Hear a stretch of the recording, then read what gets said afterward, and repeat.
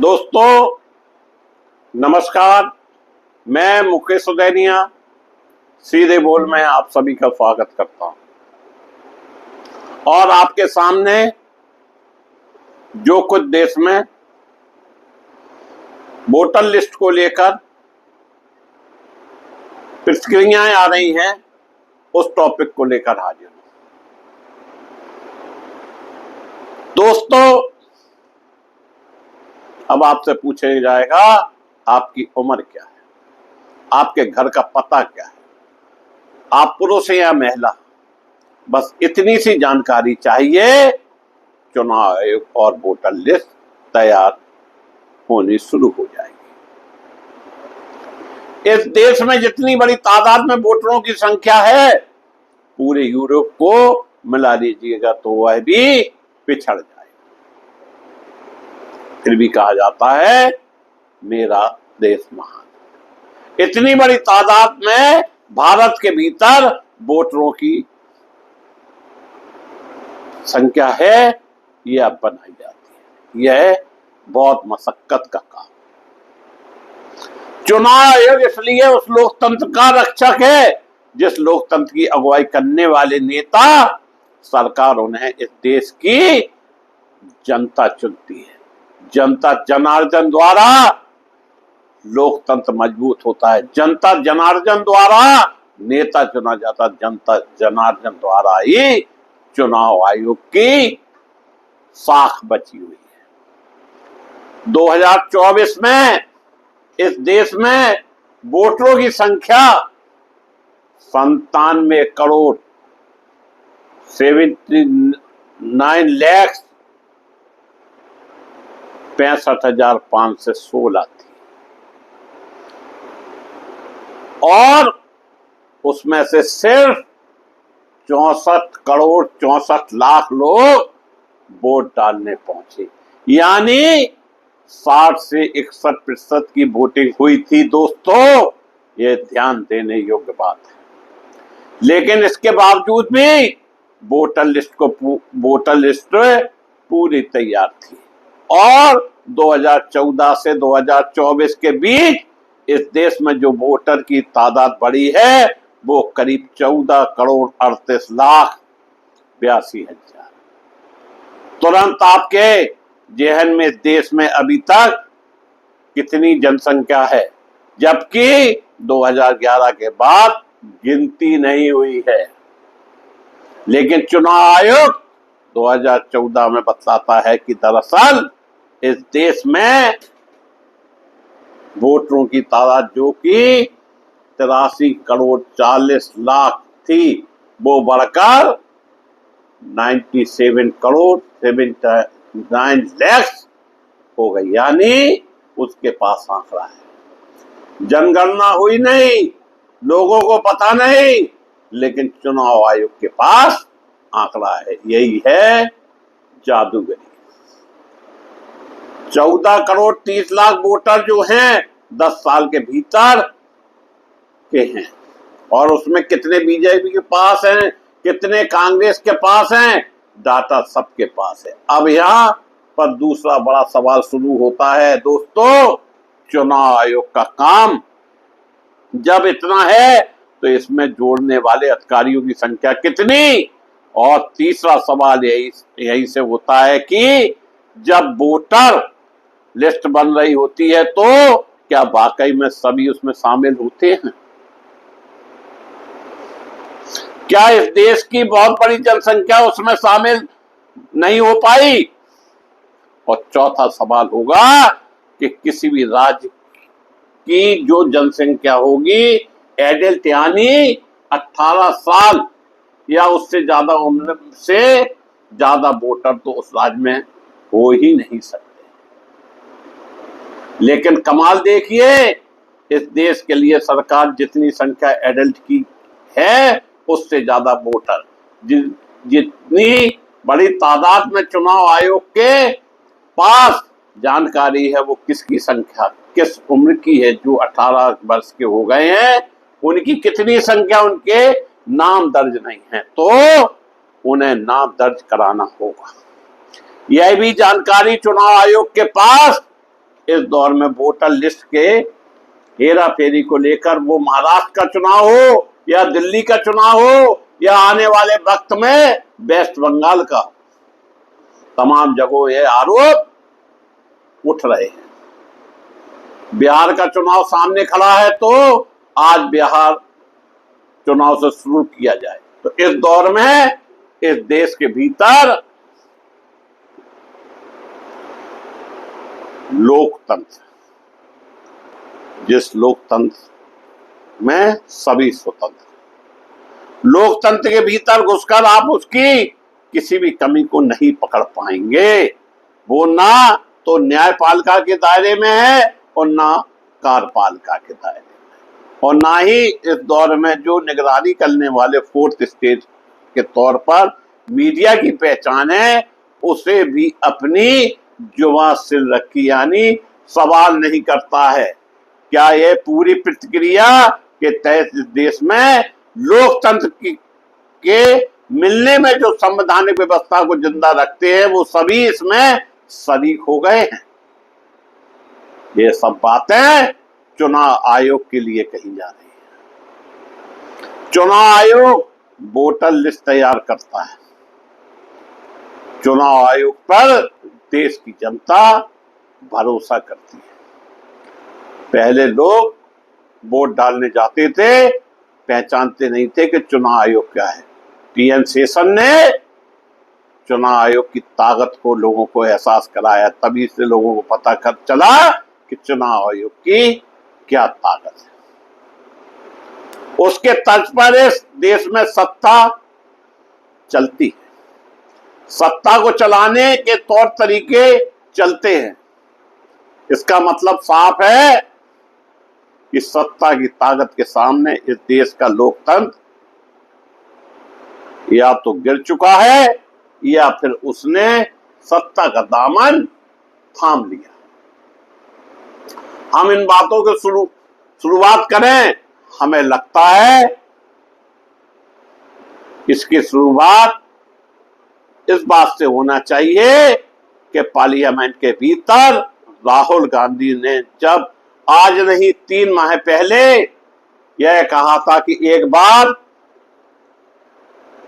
चुनाव की लिस्टों पर डिस्कशन तो कर लीजिए।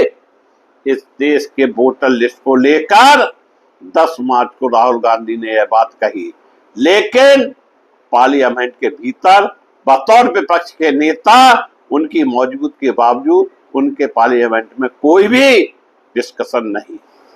वोटर लिस्ट को लेकर ठीक वैसे ही जैसे कि फरवरी के महीने में महाराष्ट्र के चुनाव को लेकर फर्जी वोटरों की संख्या की जानकारी चुनाव आयोग को दी गई, लेकिन तब से लेकर आज तक यानी फरवरी में बकायदा प्रेस कॉन्फ्रेंस करके विपक्ष के नेताओं ने कहा कि देखिए गड़बड़ी हुई है, चलिए यह बात यहीं समाप्त करते हैं, क्योंकि 2 दिन पहले हम इस मुद्दे पे आप लोगों से सीधे बोल चैनल पर बात कर चुके हैं। देश में लोकतंत्र अगर जिंदा है तो चुनाव हो रहे हैं, चुनाव आयोग है तो वोटर लिस्ट बन रही हैं, वोटर लिस्ट है तो इस देश में हर व्यक्ति को अधिकार के साथ साथ बराबरी का अधिकार वोट देने का मिला है। अपने नेता को चुन सकें और संसद में भेज सकें। विधानसभा में इस पूरी प्रक्रिया के भीतर काम कैसे होता है, संसद में काम कैसे होता है, इन नेताओं को कैसे चुना जाता है, यह वोटर बताता है, वोटर चुनता है। हमें लगता है कि अतीत को छोड़ दीजिए। अतीत का मतलब यह है महाराष्ट्र थोड़ी देर के लिए छोड़ दीजिए। भविष्य यानी पश्चिम बंगाल से आवाज उठ रही थी कि जहां 2026 में अगले वर्ष चुनाव होने हैं, उससे भी थोड़ी देर के लिए छोड़ दीजिए, बीच में खड़े हो जाइए। सामने बिहार का चुनाव 4-5 महीने बाद,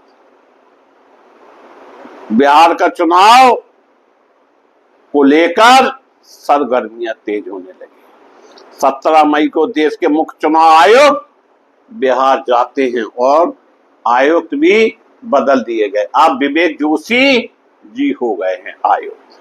17 मई को कई इलाकों में जाकर बातचीत करते हैं। उनके भीतर वो चंपारण के इलाके में जाते हैं, मोतिहारी जाते हैं, वैशाली जाते हैं, पटना भी जाते हैं, बातचीत करते हैं, तमाम चीजों का अध्ययन करते हैं।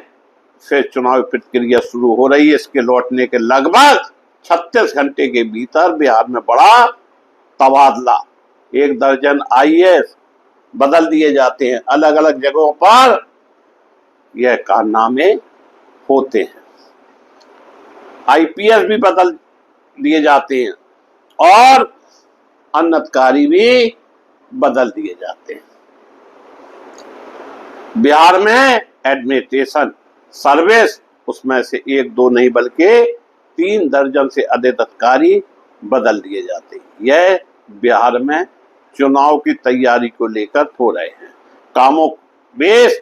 हर जिले के भीतर अगर सबको जोड़कर देखा जाएगा तो पूरे बिहार के भीतर यह उठापटक 36 घंटे के अंदर शुरू हो गई। और इसके बाद दिल्ली में बैठक होती है। बैठक में जो चुनाव से जुड़े हुए लोग बैठते हैं उन्हें आदेश दिया जाता है डोर टू डोर जाकर नामों को ऐड करना है, वोट बढ़ाना है, व्यक्ति पहचानना है। कई जिले जहां लोग छूटे हैं वहां पर जाकर यह सब करना है। आखिरकार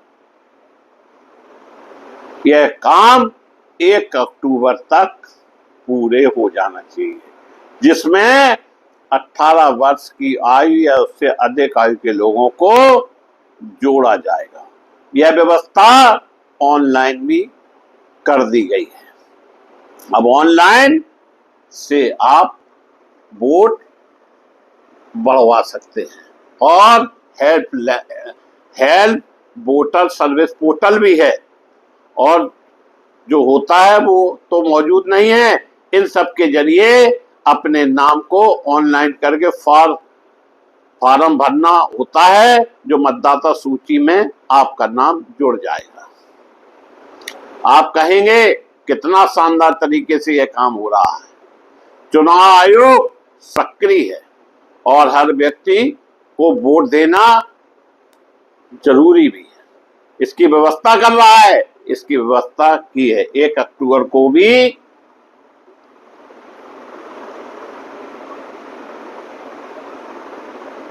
काम होगा। इसके पहले जुलाई की तारीख यानी साल में 4 तारीखों में वोट बढ़ाए जा सकते हैं। 1 जनवरी और अप्रैल 2 तिथि निकल चुकी हैं। 1 जुलाई आएगा, उसके बाद 1 अक्टूबर पहले घोषणा हो चुकी होगी। बिहार में चुनाव कब होंगे, क्योंकि नवंबर में उन्हें तो उसके पहले ऐलान करना ही है, लेकिन नोटिफिकेशन अक्टूबर के महीने में आ जाएगा। एक्सपर्ट अब वहां एक दूसरा सवाल यह भी लेकर आ रहे हैं कि बिहार में लगभग 7 करोड़ 80 लाख वोटर हैं। एक क्षण के लिए एक दूसरी स्थिति में हम आपके सामने रखते हैं। 18 से 19 साल के जो वोटर हैं उनकी संख्या 64 लाख बताई जा रही है, जिसका नाम वोटर लिस्ट में। उनकी संख्या चुनाव आयोग के मुताबिक 8,08,857, यानी 64 लाख में से अगर 8 लाख हटा देते हैं तो आप कहेंगे लगभग 56 लाख वोटर। अब आप सोचिए 7 करोड़ 80 लाख वोटर यानी 56 लाख वोटर और हैं, और उनकी मौजूदगी में अगर वोट डाले जाएंगे जो कि 18 से 19 साल के हैं तो दूसरी बड़ी बात, जो लोग 1 अक्टूबर में होने वाली संख्या के लिहाज से लगभग 60 लाख वोटर आपके युवा पार्टी में होंगे, ऑनलाइन फार्म भरेंगे और अभी तक 1 साल में वो नहीं भर पाए, अब भरेंगे। इसका मतलब है कि लोकसभा चुनाव के वक्त भी बहुतों की उम्र 18 साल हो गई थी, उन्होंने नहीं भरा फार्म। तो अगला सवाल चुनाव के बाद भी आएगा। बिहार में चुनाव में लगभग 60 लाख वोटर एक झटके में कैसे बढ़ गए? अगर सिर्फ युवाओं का जिक्र कर रहे हैं, बाकी किसी का जिक्र नहीं कर रहे हैं, तो कमोबेश यही स्थिति महाराष्ट्र के भीतर ही आई। और महाराष्ट्र के भीतर एक बड़ा सवाल यह था, जितनी बड़ी तादाद में वोटर एक झटके में बढ़ गया और हम बताने की स्थिति में हैं कि कौन सा वोट था। लोकसभा में जितने वोट मिले उतने ही विधानसभा में भी मिले, लेकिन बीजेपी इसलिए जीत गई, सिर्फ बीजेपी को मिला वो वोट।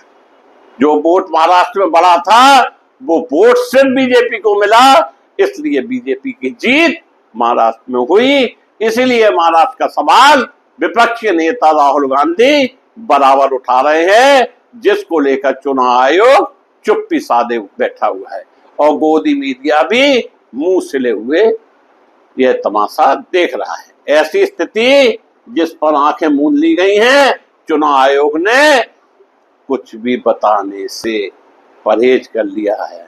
अगर यही स्थिति बिहार के भीतर एक झटके में आ जाएंगे तो बिहार में बीजेपी का आंकड़ा जो पिछले चुनाव में 74 था, इस बार झटके में बढ़कर 90 के करीब पहुंच जाएगा। स्ट्राइक रेट लगभग 90 प्लस पे आता है। जितनी सीटों पर चुनाव लड़ेगी, मान लीजिए 1 से 3 सीटें मान लीजिए, तो 90 में लगभग उनकी सरकार बिहार में बन जाएगी। यह परिस्थिति महाराष्ट्र की तर्ज पर बिहार में भी आजमाई जा रही है और इसको लेकर पूरी जोर आजमाइश हो रही है। मेरे प्यारे दोस्तों, यह देश आपका है। मैं आपसे पुनः कहना चाहता हूं, लोकतंत्र को बचाने के लिए सभी को सतर्क होने की जरूरत है। अगर कोई गड़बड़ी कर रहा है तो इसमें हम आप भी कहीं ना कहीं दोषी माने जाएंगे, क्योंकि देश आपका है, किसी नेता का नहीं, किसी नेता की जागीर नहीं। इसलिए मेरी आप लोगों से अपील है कि ऐसे सरकार चुने जो देश हित की सोचे, ना कि सत्ता की। अगर वास्तविक रूप से विपक्ष के नेता आरोप लगा रहे हैं, चुनाव आयोग द्वारा गड़बड़ी की जा रही है, वोटर लिस्ट बढ़ाई जा रही है, तो यह एक बहुत ही गंभीर मामला है जिस पर ध्यान देने की जरूरत है। मैं मुकेश उदैनिया पुनः आप सभी को धन्यवाद देता हुआ अपनी बात समाप्त करता हूं।